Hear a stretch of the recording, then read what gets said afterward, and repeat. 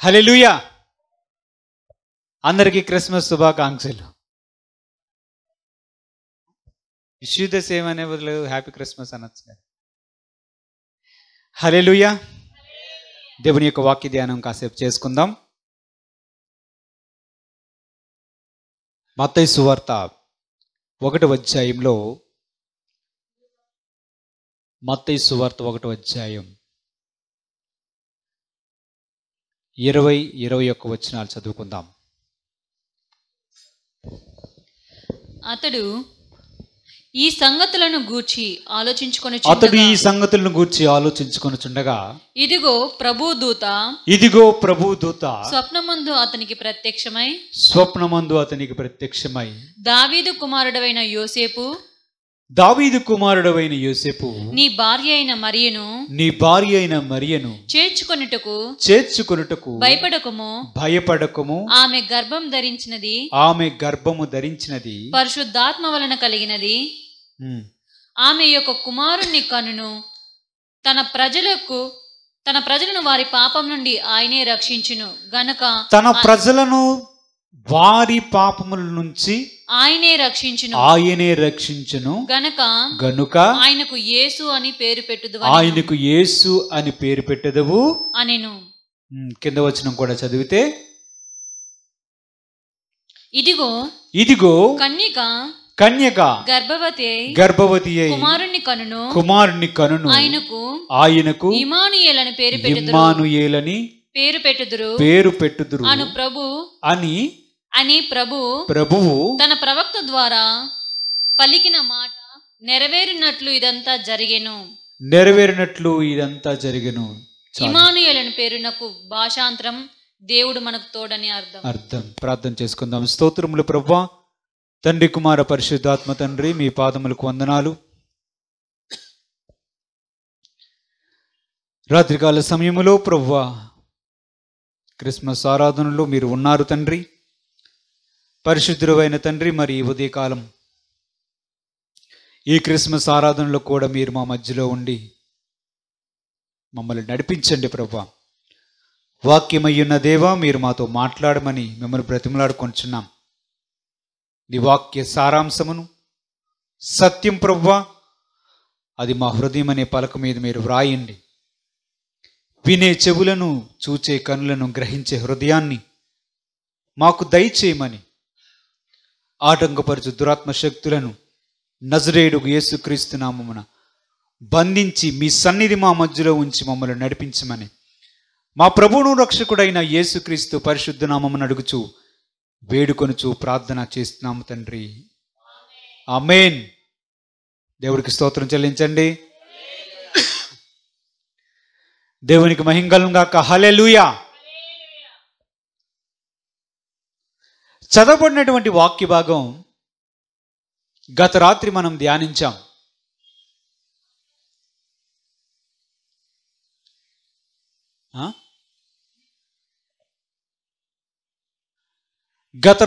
ధ్యానించాం. కన్యమరియా యోసేపునకు ప్రదానము చేయబడిన తరువాత గాబ్రియేలు అనే ఒక దేవుని దూత ఆమె యొద్దకు వచ్చి, నీవు పరిశుద్ధాత్మ వలన గర్భము ధరిస్తావు, ఆయన సింహాసనము తరతరములు ఉంటుంది అంటూ చాలా వివరాలు ఇచ్చి వెళ్ళిపోతాడు. మరియు పుట్టబో శిశువు దేవుని కుమారుడు అనబడతాడు. ఆయనకి యేసు అనే పేరు పెడతావు అని మరియకు చెప్పడం మనం చూసాం. ప్రదానము చేయబడినటువంటి కన్య మరియా గర్భవతిగా ఉన్న విషయాన్ని యోసేపునకు తెలిసిన తర్వాత ఆయన సందేహిస్తున్నటువంటి పరిస్థితులలో ఆమెను రహస్యముగా విడనాడ ఉద్దేశించాడు. ఆయన ఆ విషయాన్ని ఆలోచించుకుంటూ ఆయన నిద్రలోనికి వెళ్ళిన తర్వాత దేవుని దూత స్వప్నమందు యోసేపు అనే ఆ వ్యక్తికి కనిపించి ఒక వర్తమానాన్ని ఇస్తున్నాడు. దావీదు కుమారుడవైన యోసేపు, నీకు ప్రదానము చేయబడినటువంటి ఆ మరియా పరిశుద్ధాత్మ వలన గర్భాన్ని ధరించింది. ఆమెను చేర్చుకొనుటకు నీవు ఏమాత్రము సందేహము పడవద్దు, ఇది దేవుని వలన జరిగినది అని యోసేపునకు ప్రభువు తెలియజేయడం మనం చూస్తాం. దేవుడికి స్తోత్రం చెల్లించండి. హల్లెలూయా. ఈ విషయం జరిగిన పిమ్మట ఆయనకు ఏమి పేరు పెట్టాలో కూడా యోసేపు అని ఆ ప్రదానం చేయబడిన వ్యక్తికి ప్రభువు తెలియజేశాడు దేవుని దూత ద్వారా. ఏమని పేరు పెట్టమన్నాడు? యేసు అనే పేరు పెట్టమన్నాడు. అక్కడ మరియకు యేసు అని చెప్పాడు, ఇక్కడ యోసేపునకు కూడా యేసు అని పేరు చెప్పాడు. మనము దేవుని యొక్క వాక్యాన్ని జాగ్రత్తగా గమనిస్తే యేసుక్రీస్తు ఈ లోకానికి రావడానికి దేవుని యొక్క ఉద్దేశం ఏమై ఉన్నదో ఆయన స్పష్టముగా బయలుపరిచాడు. మరియకు కూడా స్పష్టంగా బయలుపరిచాడు. అలాగే యోసేపునకు కూడా దేవుడు స్పష్టంగా బయలుపరిచాడు. ఏమని చెప్పాడు? మరియకేమో చాలా విషయాలు చెప్పి ఆయన సర్వోన్నతుడి కుమారుడు లేదా దేవుని కుమారుడు అనబడతాడు అనే విషయాన్ని చెప్పాడు. ఇక్కడ యోసేపు దగ్గరికి వచ్చినప్పుడు ఏమని చెప్పాడంటే, ఏమని చెప్పాడు? ఆయన తన ప్రజలను వారి పాపముల నుండి ఆయనే రక్షించును గనుక ఆయనకు యేసు అని పేరు పెట్టుదువనెను. యేసు అనే పేరు పెట్టుదువు అన్నాడు. దేవుడికి స్తోత్రం చెల్లించండి. హల్లెలూయా. యేసు ఎందుకు వస్తున్నాడు, యేసు ఎందుకు జన్మిస్తున్నాడు అనే విషయాన్ని ఎవరికి క్లారిటీ ఇచ్చాడు దేవుడు? దేవుని దూత ద్వారా మరియకు ఇచ్చాడు, యోసేపుకు ఇచ్చాడు. ఇచ్చాడా లేదా? యోసేపునకు ఇచ్చినటువంటి విషయాన్ని మనం పరిశీలన చేస్తే ప్రభు చెప్తున్నాడు, ఆయన అంటే ఎవరు? పుట్టబోతున్నటువంటి ఆ శిశువు యేసుక్రీస్తు తన ప్రజలను, ఎవరిని? తన ప్రజలను పాపము నుంచి, చదవండి, పాపము నుంచి ఆయన రక్షించును అని చెప్పాడు. ఇప్పుడు యోసేపు గారికి ఏమని అర్థమై ఉండాలి? ఏమని అర్థమై ఉండాలి? యోసేపు గారికి ఏమని అర్థమై ఉండాలో చెప్పండి. ఆయన తన ప్రజలను వారి పాపముల నుంచి రక్షించును అనే విషయాన్ని యోసేపునకు తెలియజేసినప్పుడు యోసేపు గారు ఏమని ఆలోచించాలి? తన ప్రజలు ఎవరై ఉంటారు? ఇంకెవరై ఉంటారు? యూదులే అనుకోవడానికి అవకాశం ఉన్నదా లేదా? ఉన్నదా లేదా? దేవుడికి స్తోత్రం చెల్లించండి. యూదులకు ఆయన రక్షకుడుగా వచ్చాడు, వారి పాపముల నుంచి విడిపించడానికి ఈయనే మెస్సయ్యగా వస్తాడని ప్రవక్తల ప్రవచనాల ద్వారా చెప్పబడిన వ్యక్తి ఈయనే అని అనుకొని ఉండి ఉంటాడు. ఎందుకంటే యూదులకు ఉన్నటువంటి ఆచారాలు కానీ, వారి యొక్క పద్ధతులు కానీ, వారి యొక్క వ్యవహారం శైలి కానీ మనం చూస్తే అన్యజాతి వారిని పట్టించుకోరు. యూదులు కాని వారిని వారు పట్టించుకోరు. వారితో సహవాసము చేయుటకైనను వారిని ముట్టుకోవడానికైనను చాలామంది ఇష్టపడరు. కాబట్టి యోసేపు కూడా బహుశా, లేదా ఆనాటి ప్రజలు కూడా, ఆనాటి ఆ దేవుని సమాజము కూడా బహుశా అనుకుని ఉండాలి, మెస్సయ్య వస్తే, యేసుక్రీస్తు వస్తే ఖచ్చితంగా మనల్ని రక్షించడానికి వస్తాడు, మన పాపముల నుంచి విడిపించడానికి వస్తాడు, మనలను దైవరాజ్యములోనికి తీసుకుని వెళ్ళడానికి, దేవునితో సమాధానపరచడానికి ఆయన వస్తాడు అనే భావమే వారిలో నాటుకొని ఉందని మనం గ్రహించవచ్చు. యేసుక్రీస్తు యొక్క పుట్టుకలో తన ప్రజలు అనగానే బహుశా యోసేపు గారు అలా తలంచడానికి 100కి 100% కూడా అవకాశం ఉంది. దానిలో 2 భాగాలు కనిపిస్తాయి మనకి. తన ప్రజలు కనిపిస్తున్నారు, ఒకవైపు పాపము నుంచి విడిపించడం అనే విషయం కూడా కనిపిస్తుంది. అంటే పాపము నుంచి విడిపించాలి, రక్త ప్రోక్షణం, బలులు అర్పించడం, దేవుని సన్నిధిలో యాజకులు చేసే ప్రక్రియ ద్వారా పాపక్షమాపణ కలగడం అనే ప్రక్రియకు ముగింపు యేసుక్రీస్తు ఉన్నాడు అనే వర్తమానం యోసేపునకు అందజేయబడింది.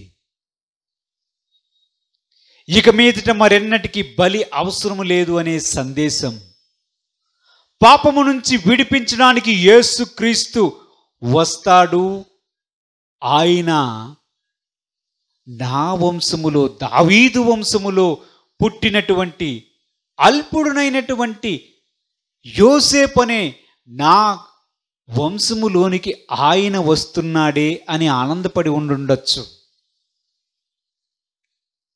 అయితే యోసేపునకు ఒక్క విషయం అర్థమైంది, యేసు అనే కుమారుడు పుడుతున్నాడు, పరిశుద్ధాత్మ వలన నాకు ప్రదానము చేయబడిన కన్య మరియ గర్భములో దేవుడు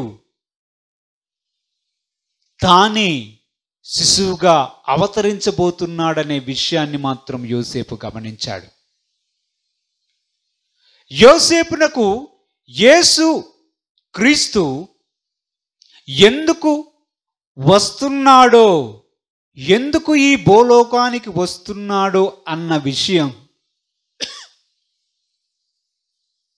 స్పష్టంగా తెలుసుకున్నాడని మనం అనుకోలేం. కానీ ఆయన తెలుసుకున్న విషయంలో ఒక విషయం ఉంది, చూశారు, తన ప్రజలను పాపము నుంచి ఆయన రక్షిస్తాడు.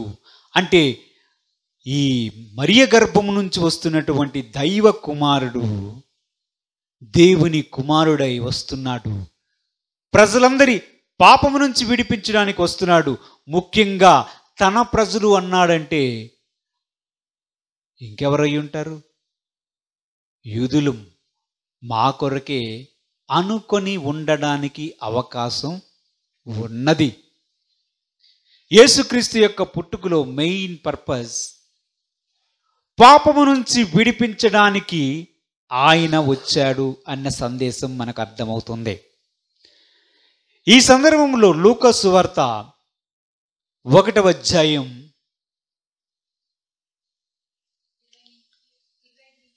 25 నుంచి కొన్ని వచనాలు చదువుకుందాం. లూకా సువార్త 2 చదవండి. యెరూషలేము నందు సుమయోనను ఒక మనుషుడుండెను. అతడు నీతిమంతుడును భక్తిపరుడనై ఉండి ఇశ్రాయేలు యొక్క ఆదరణ కొరకు కనిపెట్టువాడు. పరిశుద్ధాత్మ అతని మీద ఉండెను. అతడు ప్రభువు యొక్క క్రీస్తును చూడక మునుపు మరణం పొందడని అతనికి పరిశుద్ధాత్మ చేత బయలుపరచబడి ఉండెను. ఆత్మవశుడై అతడు దేవాలయంలోనికి వచ్చెను. అంతటా ధర్మశాస్త్ర పద్ధతి చొప్పున ఆయన విషయమై జరిగించుటకు తల్లిదండ్రులు శిశువైన యేసును దేవాలయంలోనికి తీసుకొని వచ్చినప్పుడు అతడు తన చేతులలో ఆయనను ఎత్తుకొని దేవుని స్తుతించుచు ఇట్లనెను, నాదా, ఇప్పుడు నీ మాట చొప్పున సమాధానంతో నీ దాసుని పోనిచుచున్నావు. అన్ని జనులకు నిన్ను బయలుపరచుటకు వెలుగుగాను, నీ ప్రజలైన ఇశ్రాయేలునకు మహిమగాను, నీవు సకల ప్రజల ఎదుట సిద్ధపరిచిన నీ రక్షణ నేను కనులారా చూచితిని. యోసేపును ఆయన తల్లియు ఆయనను గూర్చి చెప్పబడిన మాటలను విని ఆశ్చర్యపడిరి. సుమయోను వారిని దీవించి, ఇదిగో, అనేక హృదయాలోచనలు బయలుపడినట్లు ఇశ్రాయేలులో అనేకులు పడుటకును తిరిగి లేచుటకును వివాదాస్పదమైన గుర్తుగా ఈయన నియమింపబడి ఉన్నాడు. మరియు నీ హృదయంలోనికి ఒక ఖడ్గము దూసుకొని పోవునని ఆయన తల్లి అయిన మరియతో చెప్పెను. దేవుడికి స్తోత్రం. హల్లెలూయా. సుమయోను అనే ఒక దేవుని యొక్క ప్రవక్త మనకు కనిపిస్తున్నాడు. ఈయన ఎక్కడున్నాడు? యెరూషలేములోని దేవాలయములో ఉన్నాడు. మనము జాగ్రత్తగా చూసినట్లయితే యేసుక్రీస్తును గురించి దేవుడు ప్రవక్తల ద్వారా తన పరిశుద్ధాత్మ ద్వారా అనేకమైనటువంటి వచనాలను రాయించాడు. వాటిని మనము లేఖనాలు అంటాం. ఆయన ఎక్కడ పుట్టాలో, ఎక్కడ పెరగాలో, ఏ ఊరికి వెళ్ళాలో, ఆయన ఏ విధంగా పెద్దవాడైన తర్వాత ఏ విధంగా ఆయన మన శిక్షను, మన దోష శిక్షను భరించాలో అన్ని విషయాలు, చివరికి ఆయన వేసుకున్నటువంటి అంగి కుట్టులేని అంగి గనుక దాన్ని వారు ఆనాటి రోమా సైనికులు దాన్ని చింపడానికి ఇష్టపడక చీట్లు వేసుకొని ఎవరికి వస్తే వారు తీసుకుందామని అనుకున్నారు.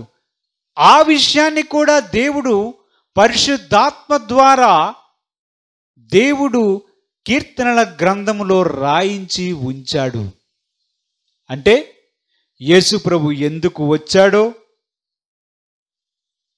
ఎలా పెరుగుతాడో, ఏ ఊరిలో ఉంటాడో, ఏం చేయబోతున్నాడో, ఆయన చేయబోయినటువంటి పనేమిటో మొత్తమంతా కూడా సంపూర్తిగా దేవుడు సర్వమానవాళి కోసం రాయించి ఉంచాడు. దేవునికి మహిమ కలుగును కాక. యేసుని పరిచయం చేయడంలో, దేవుడు తనను తాను బయలుపరుచుకునే విషయంలో దేవుడు ప్రవక్తలను ఎంచుకున్నాడు. అవసరమైన సందర్భాల్లో దేవుడు స్వయంగా తన సముఖమందు నిలుచుండు దేవుని దూతలనే పంపించాడు. మరియ దగ్గరికి ఎవరు వచ్చారు? గాబ్రియేలను దూత వచ్చారు. స్వప్నమందు యోసేపునకు ప్రతిసారి బోధించిన వారు ఎవరు? దేవుని దూత. జ్ఞానులు వేరే మార్గంలో వెళ్ళిపోయారు, దేవుడు వారికి బోధించాడు. ఈ విధంగా చూస్తే మొత్తం అంతటినీ దేవుడే నడిపిస్తూ ఉన్నట్లుగా కనిపిస్తూ ఉంది. దేవుడికి మహిమ. సుమయేను అని ఒక వ్యక్తి ఉన్నాడు. ఆ వ్యక్తి ఇంకెక్కడ కూడా కనిపించడు బైబిల్లో. ఈయన మీద దేవుని యొక్క పరిశుద్ధాత్మ నిలిచి ఉన్నది. ఆయన ఒక ప్రవక్తే. ఆయనకు దేవుడు బయలుపరిచాడు, సుమయేను, నీవు నేను చూపబోయే రక్షణ, నేను ఇదిగో ఈ భూమి మీదకి అవతరించబో వ్యక్తిగా వచ్చేటప్పుడు నీవు నీ కన్నులారా చూస్తావు సుమయేను అని దేవుడు అతనికి బయలుపరిచాడు. ఎంత గొప్ప దేవుడు! పరిశుద్ధాత్మ ద్వారా ఆయనకు బయలుపరచబడి ఉన్నది. సుమయేను, నీవు రక్షకుడిని నీ కన్నులారా చూచిన తరువాతే, నీకు ఎంత వయసు వచ్చినా బాలుడైన యేసును నీ కన్నులారా చూచిన తర్వాతే నువ్వు ఈ లోకాన్ని విడిచిపెడతావు, కానీ అంతవరకు నీవు ఈ లోకాన్ని విడిచిపెట్టవు సుమయేను అని దేవుడు బయలుపరిచాడు. దేవుడికి మహిమ. ఆలోచించండి, ఎంతమందిని దేవుడు వాడుకున్నాడో, ఎంతమందిని దేవుడు సిద్ధపరిచాడో, ఎంతమంది ప్రవక్తలను దేవుడు ఏర్పరచుకున్నాడో, ఎన్నిసార్లు గాబ్రియేలు దూతగారిని పంపించి వర్తమానాన్ని పంపించాడు. ఎంతమంది దేవుని సేవకులు, దేవుని పరిశుద్ధాత్మ ఏ విధంగా రక్షకుడు భూమి మీదకి రావడానికి, మనము రక్షణ పొందడానికి నేటికి కూడా సహాయపడుతున్నాడో మనం ఆలోచన చేస్తే మనకు ఆశ్చర్యం అనిపిస్తుంది. అనేక మంది సాక్ష్యాలు మనం వింటాం. చావడానికి పోతుంటే, రైలు పట్టాల మీదకి పోతుంటే, ఆత్మహత్య చేసుకోబోతుంటే దేవుని యొక్క స్వరం వారికి వినిపిస్తూ వారిని రక్షించిన సందర్భాలు లేవా?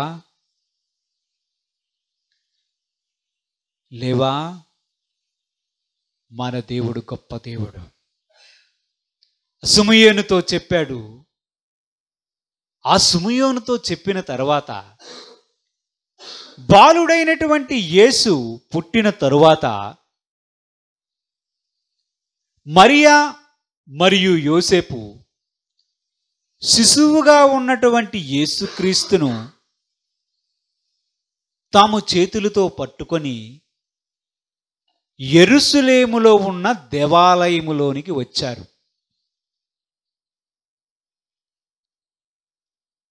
దేవుని యొక్క ధర్మశాస్త్రములో ఉంటుంది, మగపిల్ల పుడితే ఇన్ని రోజులు, ఆడపిల్ల పుడితే ఇన్ని రోజుల తర్వాత వారు తమ్మును తాము శుద్ధిపరుచుకోవడం ప్రక్రియ ఒకటి ఉంటుంది.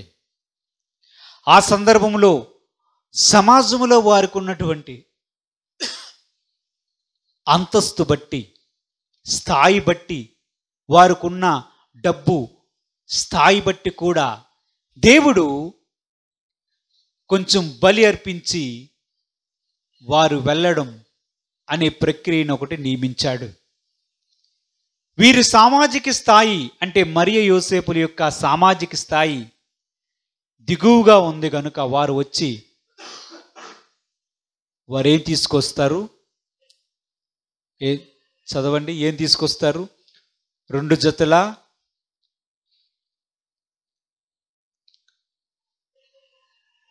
జతల పావురపు పిల్లలు పట్టుకొస్తారు. చదవండి.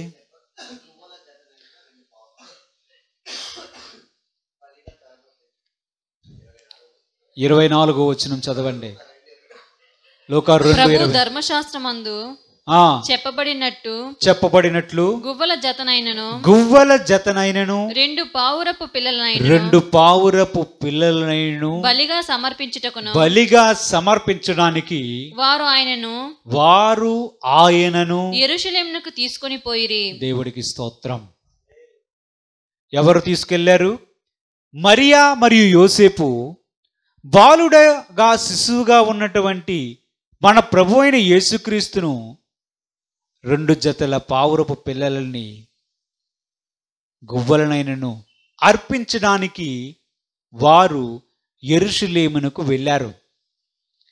దేవుని యొక్క అత్యంత గొప్ప ప్రణాళిక ఏమిటంటే, అక్కడ సుమయేను అనే దేవుని సేవకుడు మనకు కనిపిస్తాడు. అతడు దేవుని యొక్క ప్రవక్త అయి ఉన్నాడు. కనిపించగానే ఎప్పుడైతే వీరు దేవాలయంలోనికి వెళ్ళారో, మనం చదవబడిన వాక్య భాగంలో చూసినట్లయితే చదవండి. వారు దేవాలయములు ప్రభు యొక్క క్రీస్తును చూడక మునుపు మరణం పొందడని అతనికి పరిశుద్ధాత్మ చేత బయలుపరచబడి ఉండెను. ఆత్మవశుడై అతడు దేవాలయంలోనికి వచ్చెను. ధర్మశాస్త్ర పద్ధతి చొప్పున ఆత్మవశుడై ఎక్కడికి వచ్చాడు? ఆత్మవశుడై దేవాలయంలోనికి వచ్చెను. చూసారా, ఆ ప్రవక్తను ఏం చేశాడు దేవుడు? ఆత్మవశుడుగా తీసుకుని వచ్చాడు. తనంతట తాను రాలే. సుమయేను, నీకు బయలుపరిచినటువంటి ఇదిగో ఈ దర్శనం నువ్వు చూస్తావు అని ఏదైతే ప్రభువు చెప్పాడో, ఆ శిశువును చూడ్డానికి సుమయేను లోపలికి తీసుకొని దేవుడే తీసుకుని వచ్చాడు.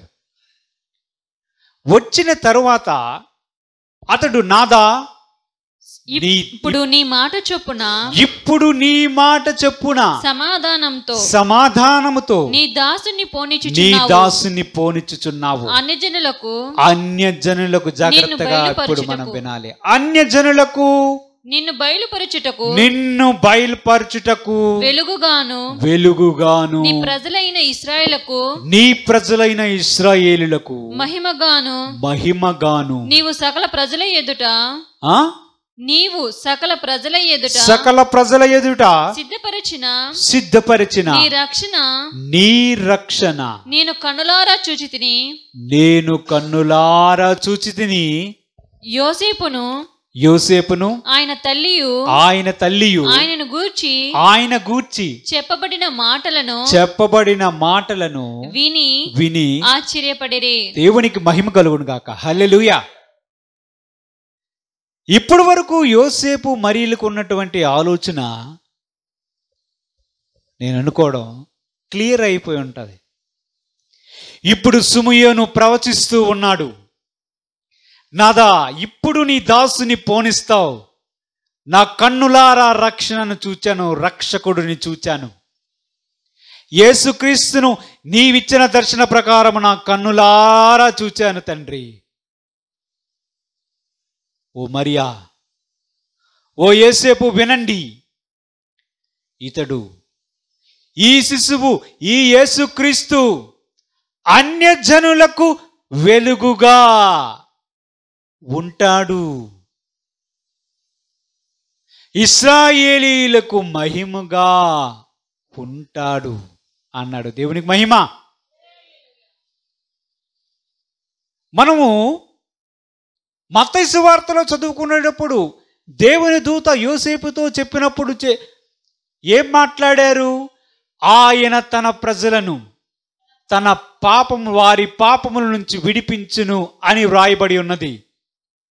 అక్కడ బహుశా యోసేపు గారు తన ప్రజలు అంటే ఇశ్రాయేలు ప్రజలేమో అనుకుని ఉండుండొచ్చు. అందుకే ఇప్పుడు ఆయనకి ఆశ్చర్యం కలిగింది. మరియకు కూడా దైవ కుమారుడు పుడుతున్నాడు అంటే మెస్సయ్య పుడుతున్నాడు. నీ చిత్తం ప్రకారము, నీ మాట ప్రకారం జరగనిమ్ము అని తనను తాను విధేయతో సమర్పించుకోవడం మనం చూస్తాం. వీరికి ఇప్పుడు దేవుడు తన పరిశుద్ధాత్మ ద్వారా సుముయేను అనే ప్రవక్త ద్వారా ప్రవచించిన మాటలు వారికి ఆశ్చర్యాన్ని కలిగించాయి. ఇదేమిటి, ఈ ప్రవక్త ఎలా పలుకుతున్నాడు? ఈయనకు ఈ శిశువు గురించి పరిశుద్ధాత్మ దేవుడు బయలుపరిచాడా? నా గర్భమున పుట్టిన యేసుక్రీస్తు గురించి పరిశుద్ధాత్మ దేవుడు ఈ వ్యక్తికి కూడా బయలుపరిచాడా? గొర్రెల కాపరికి బయలుపరిచాడు, జ్ఞానులకు బయలుపరిచాడు, ఈ సుముయేనుకు కూడా బయలుపరిచాడా? ఆత్మవశుడై లోపలికి వచ్చాడు. ఆయనేమో ఎదురు చూసి గోడల దగ్గర కూర్చొని, దేవాలయపు గోడ దగ్గర కూర్చొని ఎవరు వస్తారా వెళ్తారని చూడలేదు. ఆత్మవశుడై దేవుడు తనను ఆత్మవశము చేత నడిపించి లోపటికి తీసుకురావడం మనం చూస్తాం. ఆయన ప్రవచిస్తూ ఉన్నాడు, ఒకటే ప్రవచిస్తూ ఉన్నాడు, అన్యజనులకు వెలుగుగా ఉంటాడు అన్నాడు. ఇప్పుడు యోసేపు గారు మరియ గారు ఆలోచించవలసిన విషయం, ఇంతకీ రక్షణ ఇశ్రాయేలీలుకా అన్యజనులకు కూడన్నా? యేసు ప్రభువు ఇశ్రాయేలు ప్రజలకనే, యూదులకు మాత్రమేనే దేవుడా? అన్యజనులకు వెలుగుగా ఉంటాడు అంటే అన్యజనులు అంటే యూదులు కాని ప్రజలు, అంటే సమస్త దేశములో ఉన్నటువంటి అన్ని రకాల జాతులు మతములతో ఉన్న ప్రజలు కూడా దేవుడా అనేదే మనకి ఇక్కడ కనిపిస్తున్నటువంటి విషయం. దేవుడికి మహిమ. మనము ఆ అన్య జనుల జాబితాలో చేరిన వారం. మనం యూదులమా? మనం యూదులము కాదు, కానీ మనకు కూడా రక్షణ అనేది వచ్చింది. అంటే యేసుక్రీస్తు యొక్క పుట్టుక ఎవరెవరి కోసం జరిగింది? ఇశ్రాయేలీలకు మాత్రమే కాదు, అన్యజనులకు కూడా. దేవునికి మహిమ కలుగునుగాక. హల్లెలూయా. అందుకే యేసుక్రీస్తు అనే దైవ కుమారుడు పుట్టుక సమస్త మానవాళికి సత్య శుభవార్త. హల్లెలూయా. ఆ శుభవార్తే మన యొద్దకు వచ్చింది. ఆ శుభవార్తే మన యొద్దకు రావడం వలనే దేవుడు తన కృపచేత ఉచితముగా అనుగ్రహించిన రక్షణను మనం పొందగలిగాం. ఈ విషయం మరియ యోసేపులకు స్పష్టంగా అర్థమైంది. ఓహో, యేసు ప్రభు అన్యజనులకు కూడా వెలుగుగా ఉంటాడా? ఓన్లీ యూదులకు మాత్రమే కాదా? ఇశ్రాయేలు ప్రజలకు మాత్రమే కాదా అన్న విషయం సుముయేను అనే ప్రవక్త ద్వారా ప్రకటించబడినప్పుడు వారికి స్పష్టముగా అర్థమైంది. దేవునికి మహిమ కలుగును కాక. వారికి ప్రకటించబడింది. తర్వాత ఇంకా చాలా మంది మనుషులకు ఆ విషయాన్ని ఆయన ప్రకటిస్తూ వచ్చి ఈరోజు అన్ని జనులమైనటువంటి మన యొద్దకు కూడా యేసుక్రీస్తు మీ కొరకు కూడా పుట్టాడు, నా కొరకు కూడా పుట్టాడనే వార్త రావడానికి కారణంగా ఆయన తన మహిమను ప్రకటించుకున్నాడు. దేవుడికి మహిమ. లేకపోతే మనకు రక్షణ ఎక్కడొస్తుంది? మనం వస్తుంది అసలు రక్షణ? అపొస్తలుల కార్యములు 10వ అధ్యాయంలో మనం చూసినట్లయితే, అపొస్తలుల కార్యములు 10వ అధ్యాయం 9 నుంచి కొన్ని వచనాలు చదువుకుందాం. మరునాడు వారు ప్రయాణమైపోయి పట్టణమునకు సమీపించినప్పుడు పగలు ఇంచుమించు 12 గంటలకు పేతురు ప్రార్థన చేయుటకు మిద్దె మీదకు ఎక్కెను. అతడు మిక్కిలి ఆకలిగొని భోజనము చెయ్యగోరెను. ఇంటివారు సిద్ధము చేయుచుండగా అతడు పరవశుడై ఆకాశము తెరవబడుటయు 4 చెంగులు పట్టి దింపబడిన పెద్ద దుప్పటి వంటి ఒక విధమైన పాత్ర భూమి మీదికి దిగివచ్చుట చూచెను. అందులో భూమి యందుండు సకల విధములైన చతుష్పద జంతువులను, ప్రాకు పురుగులను, ఆకాశ పక్షులను ఉండెను. అప్పుడు పేతురు, నీవు లేచి చంపుకొని తినుమని ఒక శబ్దం అతనికి వినపడెను. అయితే పేతురు, వద్దు ప్రభువా, నిషిద్ధమైనది, అపవిత్రమైనది ఏదైనను నేనెన్నడను తినలేదని చెప్పగా, దేవుడు పవిత్రం చేసిన వాటిని నీవు నిషిద్ధమైన వాటినిగా ఎంచవద్దని మరలా రెండో మారు ఆ శబ్దము అతనికి వినపడెను. ఇలాగు ముమ్మారు జరిగెను. వెంటనే ఆ పాత్ర ఆకాశమునకెత్తబడెను. పేతురు తనకు కలిగిన దర్శనం ఏమైయుండెనో అని తనలో తనకు ఎటూ తోచకయుండగా, కొర్నేలు పంపిన మనుషులు సిమోను ఇల్లు ఏదని విచారించి తెలుసుకొని వాకిట నిలిచి ఇంటివారిని పిలిచి, దేవుడికి స్తోత్రం కలుగాక. హల్లెలూయా. పేతురు గారు మధ్యాహ్నం 12 గంటలకి మేడ మీదకి వెళ్ళి ప్రార్థన చేస్తూ ఉన్నారు. ప్రార్థన చేస్తూ ఉంటే ఆయనకి ప్రభువు ఒక దర్శనాన్ని చూపిస్తూ ఉన్నాడు. ఆకాశము నుంచి దుప్పటి వంటిది, 4 చెంగులు గల దుప్పటి వంటి ఒక వస్త్రం కనిపించింది. అందులో 4 కాళ్ళు జంతువులు, చతుష్పాద జంతువులు అంటే 4 కాళ్ళ జంతువులు, ప్రాకు పురుగులను, ప్రాకే పురుగులు, ఆకాశ పక్షులను, కొన్ని ఆకాశ పక్షులు కనిపించాయి. పేతురు, నువ్వు లేచి వీటిని చంపుకొని తిను అంటున్నాడు. స్వరం వినిపిస్తుంది. దేవుడికి స్తోత్రం చెల్లించండి. ప్రభువా, నిషిద్ధమైనవి, అపవిత్రమైనవి నేను ఎప్పుడు తినలేదు ప్రభువా.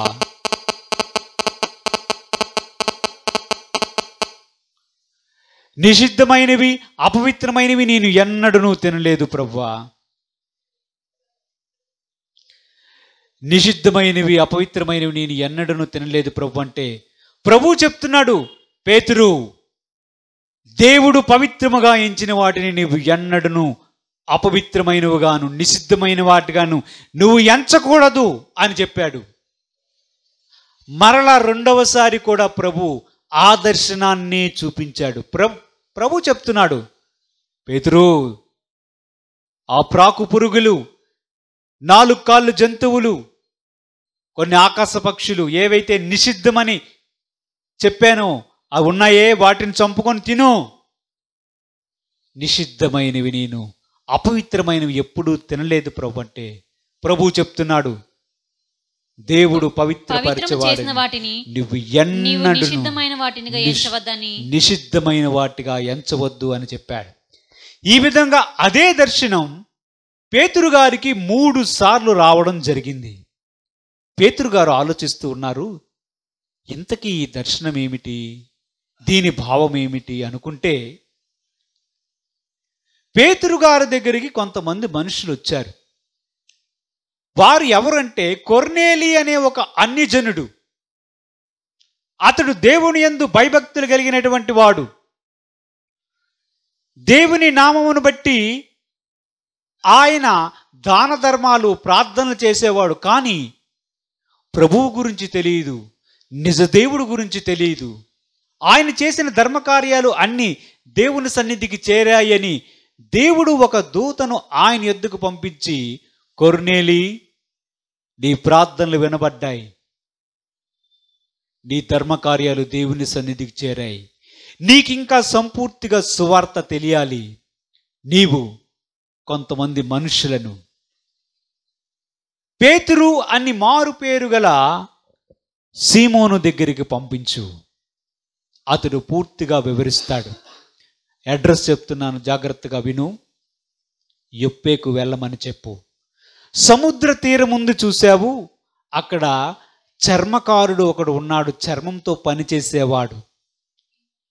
ఆ సీమోను అతని పేరు, ఆయన ఇంట్లో దిగున్నాడు, వెళ్ళి పిలిపించు అంటే వారు వచ్చి ఈయన ఇంటి చుట్టూ తిరుగుతూ ఉన్నారు.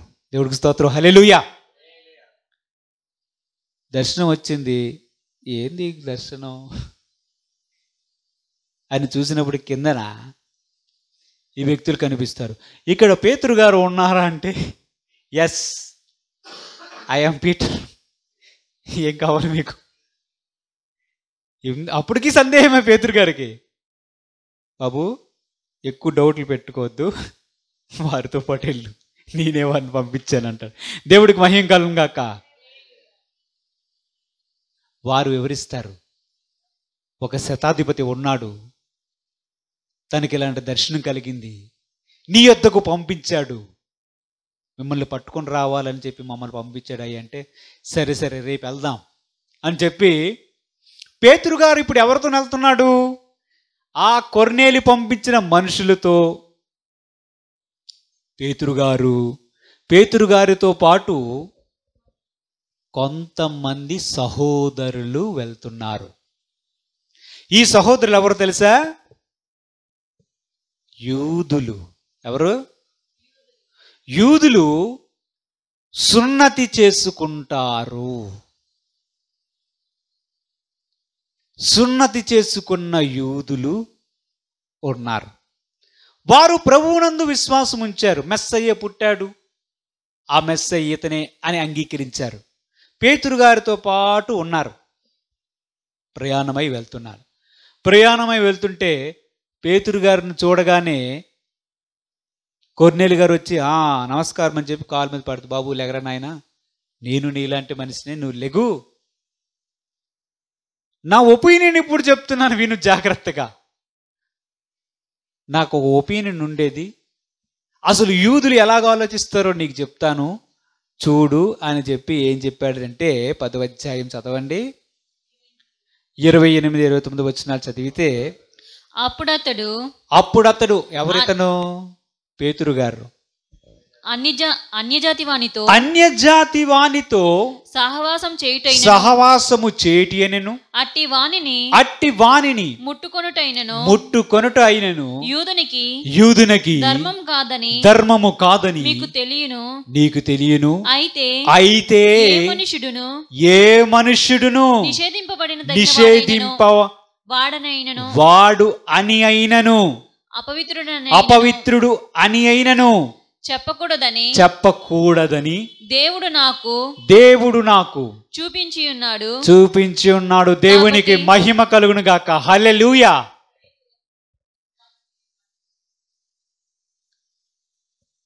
ఎందుకు పేతురు గారు ఎవరితో సహవాసం చేశాడు? ఇంతవరకు యేసు ప్రభువుతో సహవాసం చేశాడు. అవునా? యేసు ప్రభువుతో సహవాసం చేసి చేపలు రొట్టెలు తిని సువార్తలకు వెళ్ళి స్వస్థతలు చూచి అన్ని విషయాలు తెలుసుకున్నాడు. కానీ ఒక విషయం పేతురు గారికి అప్పటికీ అర్థం కాలేదు. పునరుత్థానుడైపోయాడు మన ప్రభు అయిన యేసుక్రీస్తు. సిలువ మీద మరణించి మరలా పునరుత్థానం అయిపోయాడు. కానీ అప్పటికీ పేతురు గారికి ఒక విషయం అర్థం కాలేదు. యూదులకే రక్షణ, యూదులకే రక్షణ, హల్లెలూయా స్తోత్రం అనుకుంటుంటే పేతురు మైండ్ సెట్ మార్చాలి. నేను నీకెన్ని చెప్పిన అర్థం కాదా, ఉండు పేతురు అని చెప్పి ఈ సంగతి అంతా జరిగించాడు. దేవుడికి మహిమ. పేతురు గారు మనసులో ఉన్నటువంటి ఆ భావాన్ని తొలగించాడు. ఏదైతే సమూయేలు అనే ప్రవక్త ద్వారా యోసేపు మరియలకు దేవుడు బయలుపరిచాడో, అన్య జాతులకు వెలుగుగా యేసుక్రీస్తు ఉండబోతున్నాడు. సర్వ మానవాళికి ఆయనే ప్రభువు, ఆయనే రక్షకుడు. యోసేపు తన ప్రజలను, తన పాపములను, వారి పాపముల నుంచి విడిపిస్తాడంటే ఇశ్రాయేలు ప్రజలు నీ యూదులు అనుకుంటున్నావా? తన ప్రజలంటే తన స్వరూపమందు తన పోలిక చెప్పున సృష్టించిన ప్రతి వాడు తన ప్రజుడే. దేవుడికి మహిమ. యూదుడని, గ్రీసు దేశస్థుడని, భారతీయుడని, జపానీయుడని, అమెరికనుడని ఏ భేదము లేదు మన ప్రభువునకు. దేవునికి మహిమ. అందరి కోసం యేసుక్రీస్తు పుట్టాడు. పేతురు గారు కళ్ళు ఒక్కసారి తెరుచుకున్నాయి. అయ్యా, నాకు వచ్చిన దర్శనము పేతురు నువ్వు చంపుకొని తిను, పేతురు నువ్వు చంపుకొని తినంటే, ఏంటి ప్రభువా, నువ్వే నీ ధర్మశాస్త్రం రాసావు కదా, అపవిత్రమైనవి తినొద్దన్నావు, ఆ పురుగులు తినొద్దన్నావు, ఈ జంతువులు తినొద్దన్నావు, ఆ పక్షులు తినొద్దన్నావు, ఇప్పుడు అవే తీసుకుని పేతురు తిను, పేతురు తిను, పేతురు తినంటే ఏంటి ఈ స్వాదన నాకు? ఈ దేవుడి దర్శనమేనా? పేతురు తిను, నేను తినలేదు ప్రభు, తిను పేతురు. ఈ వాక్య భాగాన్ని పట్టుకొని మీరు చంపుకొని తినారు. హల్లెలూయా. తిండిపోతులకి ఏంటంటే ఇలాంటివి వెతుక్కుంటారు. తినాలని ఉంటుంది, ఏదో తినాలని ఉంటుంది, నిషిద్ధమైన అసలు తినకూడదు. పేతురుని చంపుకొని తినమన్నాడు కదా, ఏడు అది తినాలని ఉంది కనుక ఇలాంటి వాక్య భాగాలను ఎత్తుకొని బాగా కోసి వేపుకొని తింటారు. అక్కడ జంతువులు చూపించింది ఫ్రై చేసుకోవడానికి కాదు, మనుషుల కోసం.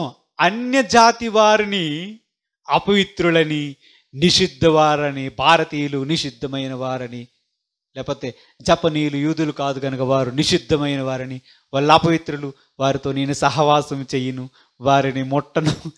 పేతురు, ఈ ఫీలింగ్ మంచిది కాదు, నీకు తెలుసా? నేను నీకు ఇప్పుడు ఒక పాఠం చెప్తాను చూడు.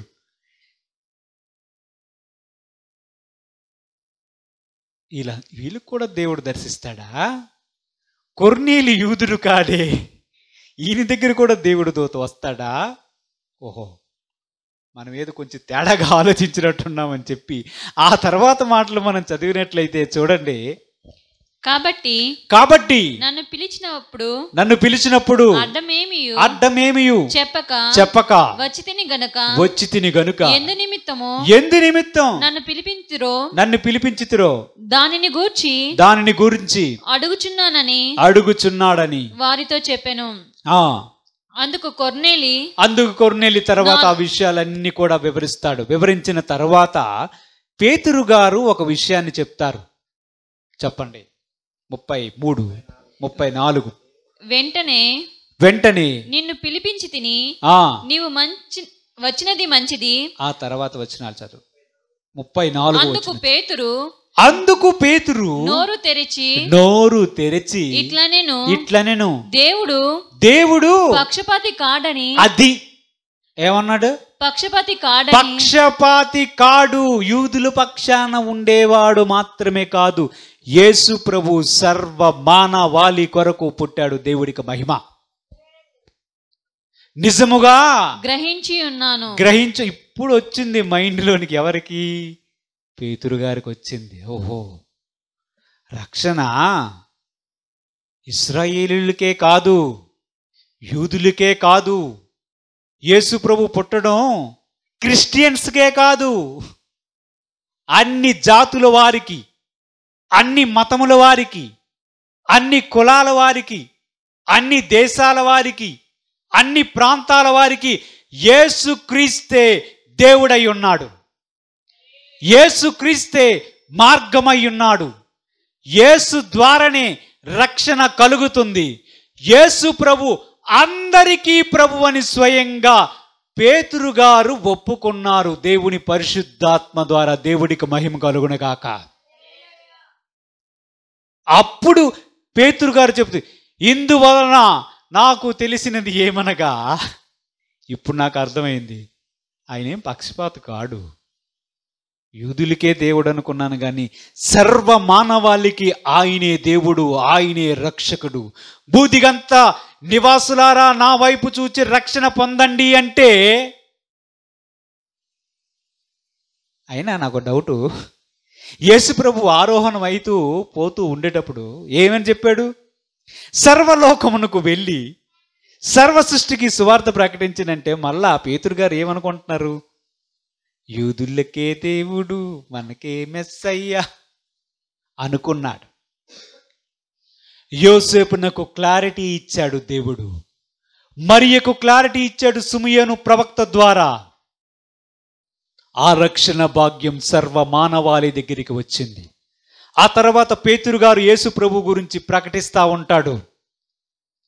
యేసు ప్రభు వచ్చాడు, అందరినీ స్వస్థపరిచాడు. అపవాది చేత పీడించబడిన సమస్తమైనటువంటి జనులను ఆయన స్వస్థపరిచి వారి రోగములను వహించాడు. ఇదిగో ఆయనను మ్రాను మీద వేలాడదీయబడ్డాడు, మరణించాడు, తిరిగి లేచాడు, దానికి మేమే సాక్షులం ఇదిగో అని బోధిస్తూ ఉన్నాడు అపొస్తలుడైనటువంటి పేతురు గారు.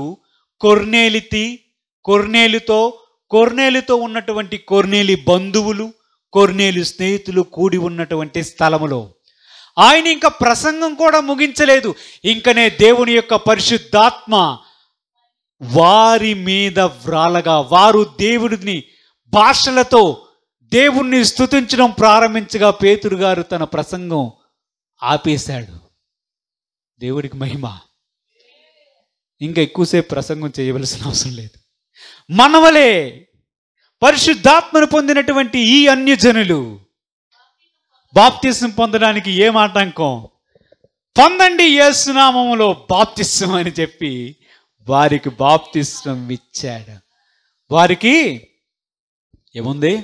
నీళ్లకు ఆటంకం చేయగలడు. నీళ్ళ ఆటంకం ఎవడు చేయగలడు? యేసు నామములో వారికి బాప్తిస్మం ఇవ్వండి అన్నాడు. దేవుడికి మహిమ. యేసుక్రీస్తు అందరికీ ప్రభువు. యేసుక్రీస్తు యొక్క పుట్టుక అందరికీ శుభవార్త. యేసు యొక్క పుట్టుక సర్వమానవాళిని వారి పాపముల నుంచి విడిపించడానికి ఆయన వచ్చాడు. ఆయనకు ఏ భేదము లేదు, ఆయనకు ఏ పక్షపాతము లేదు, ఏ జాతి అని భేదము లేదు, ఏ కులమని భేదము లేదు, ఏ ప్రాంతమని భేదము లేదు. ఎందుకంటే సృష్టించబడిన మనమందరము కూడా ఆయన ద్వారానే సృష్టించబడ్డాము. ఆయన మన సృష్టికర్త అయి ఉన్నాడు. సాక్షాత్తు సృష్టికర్తే మన మధ్యలోనికి కృపాసత్య సంపూర్ణుడిగా శరీరధారిగా ఒక శిశువుగా మన మధ్యలో జన్మించాడు, మన మధ్యలో నివసించాడు, తన అద్భుత క్రియలను చేశాడు. సర్వ మానవాళి కొరకు బలియాగమై వారి పాపముల నుంచి విడిపించడానికి ఆయన తన రక్తాన్ని చిందించాడు. ఇదే క్రిస్మస్ యొక్క ముఖ్య సందేశం.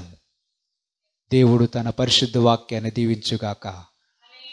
ఆమేన్. ప్రార్థన చేసుకుందాం. స్తోత్రములు ప్రభువా, తండ్రి కుమార పరిశుద్ధాత్మ తండ్రి, నిజముగా ప్రభువా తండ్రి, నీ యందు ఏ పక్షపాతము లేదు ప్రభువా. యథార్థముగా ప్రవర్తించువారు, దేవుడు ఉన్నాడా అన్ను వెతికువారికి నీవు సమీపముగా ఉండే దేవుడు ప్రభువా. కొర్నేలితో మాట్లాడిన దేవుడవు. నీవు యూదులకు మాత్రమే దేవుడవు కాదు, సర్వ మానవాళికి దేవుడు అని, అందరినీ సృష్టించిన వాడవని నీవు నిరూపించుకున్నావు. అందుకు మీకు స్తోత్రమయ్యా.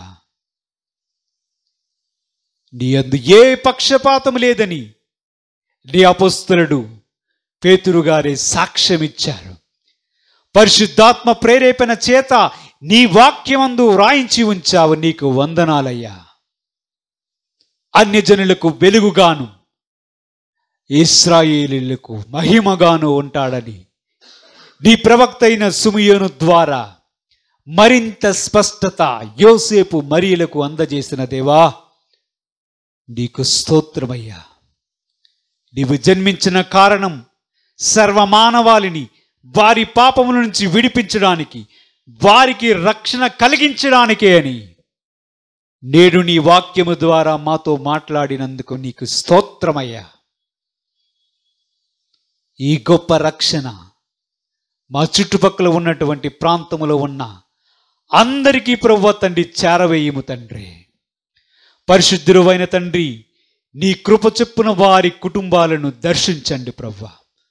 వారిని కూడా నీ రక్షణ మార్గములోనికి నడిపించమని నేడు ఈ వాక్యం వారి హృదయంలో ఫలింపజేయమని, యేసుక్రీస్తు అందరికీ ప్రభువని అన్యజనులకు కూడా ఆయనే దేవుడని, యూదులకు మాత్రమే ఆయన దేవుడు కాదని నీవు నిరూపించవు తండ్రి.